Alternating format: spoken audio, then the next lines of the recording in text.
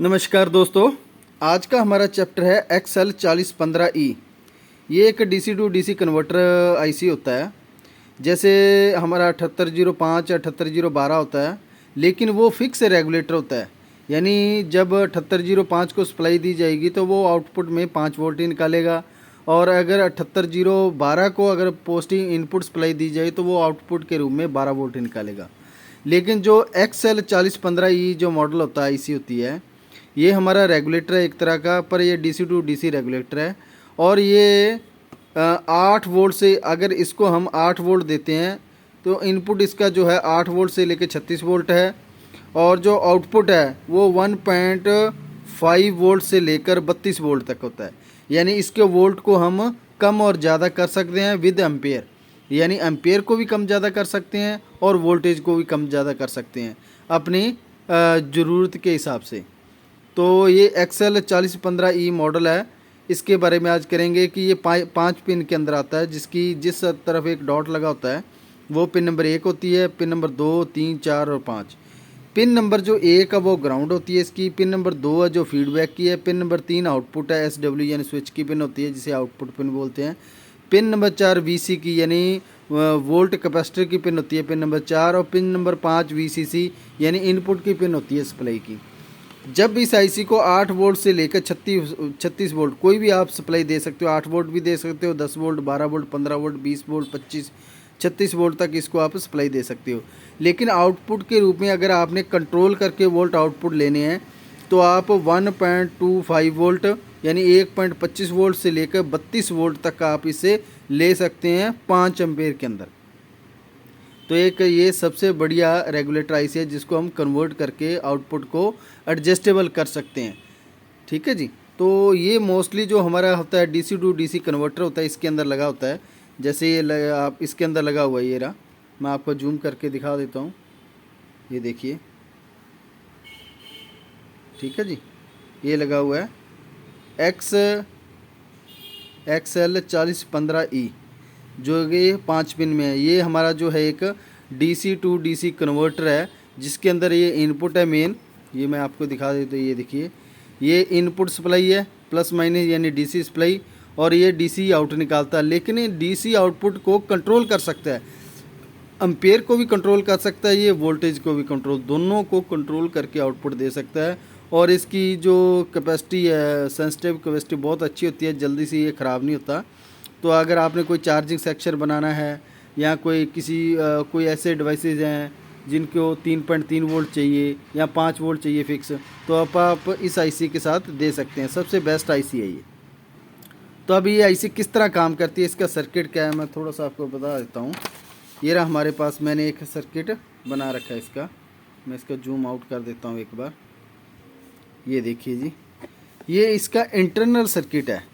तो इसको बेस्ट क्यों कहा जाता है, क्योंकि सबसे ज़्यादा इसी मॉड्यूल का प्रयोग किया जाता है। क्योंकि आप जब भी ऑनलाइन मंगाओगे आप, तो XL जो आपको 4015 मॉडल ही मिलेगा ये DC टू DC कन्वर्टर के अंदर। ठीक है जी। क्यों? क्योंकि इसके अंदर फैसिलिटी बहुत अच्छी होती है।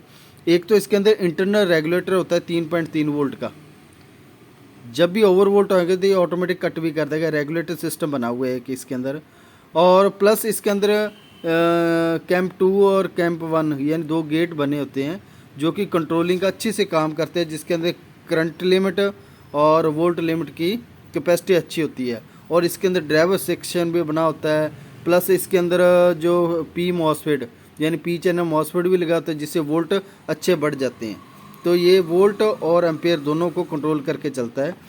और अगर आपने वोल्ट और कंट्रोल करना है, वोल्ट को और एम्पेयर को कंट्रोल करना, तो आपको फीडबैक सिग्नल को कंट्रोल करना पड़ेगा। जब भी आप ये डीबग कार्ड लोगे जिसके अंदर ये DC टू DC कन्वर्टर है, इसके अंदर जैसे ये 2 प्री वेरिएबल रजिस्टर लगे हुए हैं, 103 नंबर 103, ये 2 लगे हुए हैं। एक के ऊपर वोल्ट कंट्रोल होता है और एक के ऊपर एम्पेयर कंट्रोल होता है, यानी आप वोल्ट को भी कंट्रोल कर सकते हो और एम्पेयर को भी। ठीक है जी।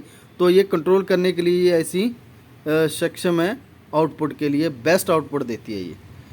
तो इसके लिए इस फीडबैक को कंट्रोल करना पड़ता है। मैं आपको एक छोटा सर्किट जो दिखा देता हूँ किस तरह ये काम करती है। ये हमारा एक सर्किट डायग्राम है, ये देखिए। ठीक है जी। तो अब इसके अंदर किस तरह काम करती है ये, यानी पिन नंबर 5 के ऊपर VCC यानी पॉजिटिव वोल्ट दी जाएगी, 8 वोल्ट से लेकर 36 वोल्ट आप दे सकते हो। और पिन नंबर 4 को है VC की पिन होती है, यानी वोल्ट कैपेसिटर की पिन। पिन नंबर 4 को एक कैपेसिटर लगा के पिन नंबर 5 के साथ ही जोड़ा जाता है। और ग्राउंड को ग्राउंड के साथ जोड़ा जाता है। पिन नंबर 1 को ग्राउंड की पिन है जो नेगेटिव सप्लाई के साथ जोड़ दी जाएगी। पिन नंबर 3 जो है ये आउटपुट की है, एक कॉइल के द्वारा आप आउटपुट डायरेक्ट बाहर निकाल सकते हो। और पिन नंबर जो 2 है ये फीडबैक की पिन है। फीडबैक जो हमारा ये पिन नंबर 3 आउटपुट दे रही है उसके बीच में एक रजिस्टर लगाई गई है 10K की, और एक 1K की रजिस्टर, और एक 1K की 3.3 किलो ओम की रजिस्टर है, एक 10 किलो ओम की है। एक ग्राउंड के अंदर है, एक पॉजिटिव सप्लाई के अंदर है।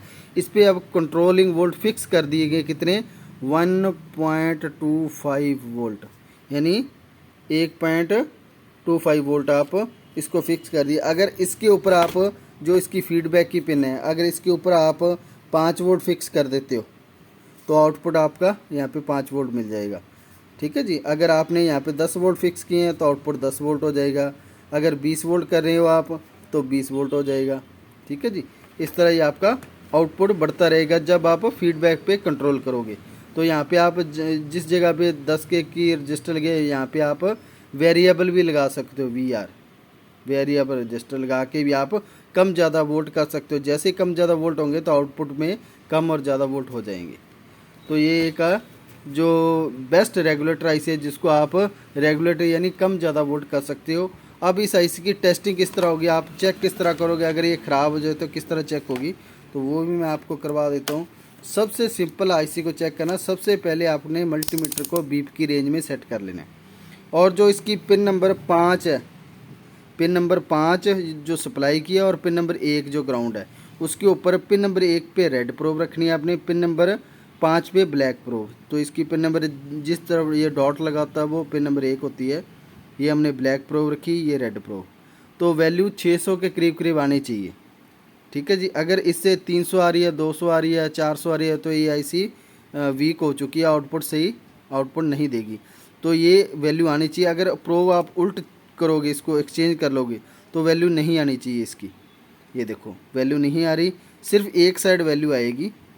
पिन नंबर जो है जो 1 पे रेड प्रोब और पिन नंबर 5 पे ब्लैक प्रोब आने के बाद 600 के करीब वैल्यू आनी चाहिए। और जो उसके बाद आपने रेड प्रोब फिक्स रखनी है। पिन नंबर 4 के ऊपर चेक करना है। पिन नंबर 4 जो है VC की पिन है, उसके ऊपर वोल्ट 800 850 के करीब करीब आएंगे, बिल्कुल ओके है। उसके बाद जो पिन नंबर 3 है उससे थोड़े से कम वोल्ट हो जाएंगे। ये 1.68 वोल्ट है जो हमारी पिन नंबर 3 आउटपुट की है, यानी कंट्रोलिंग सेक्शन इंटरनल जो बना वो ओके है। और जो पिन नंबर 2 है हमारी, उसके ऊपर भी आपने चेक करना है फीडबैक की, तो 2.50 से ऊपर या 2.5 वोल्ट से ऊपर आना चाहिए। ठीक है जी। जब ये फ्रिक्वेंसी इस पर आ रही है तो बिल्कुल परफेक्ट है, ये ओके है। अगर इसमें से कोई भी वोल्ट कम ज़्यादा हो रहे हैं, पहले तो आपको मेन इसी से ही पता चल जाएगा, पिन नंबर 1 और पिन नंबर 5 के ऊपर। अगर ये 600 से वोल्ट कम है, यानी 300 400 आ रहे हैं, तो आईसी ख़राब है। लगभग 600 से ऊपर वैल्यू इसकी होनी चाहिए। तो ये था आज का हमारा chapter XL 4015E regulator DC to DC converter. ठीक है। और इसके बारे में अगर आपने कोई और भी जानकारी लेनी है तो आप मुझे कमेंट कर सकते हैं। अगर वीडियो अच्छी लगी हो लाइक शेयर और सब्सक्राइब ज़रूर करें। धन्यवाद।